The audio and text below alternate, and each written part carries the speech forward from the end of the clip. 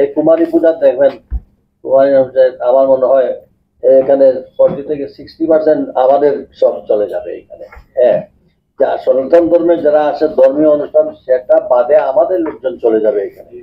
সেই ক্ষেত্রে কেউ কাউকে বাধা দেওয়ার কোনো সুযোগ নেই, যাক।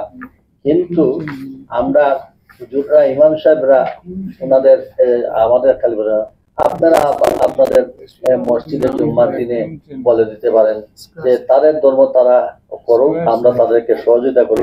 অযথা গিয়ে আপনারা ওই আমাদের ইয়াং জেনারেশন দয়া করে একটু না গেলেই হয়, যতটা পারে অমনে বাড়িতে আমি নিমন্ত্রণে যান তাদের অন্যান্য, এটা তো আমরা যাই, কিন্তু যেটা ক্লিয়ারলি তারা ধর্মীয় অনুষ্ঠান যেটা তাদের অনুষ্ঠানে যেন আমরা ব্যাঘাত সৃষ্টি না করতে পারি।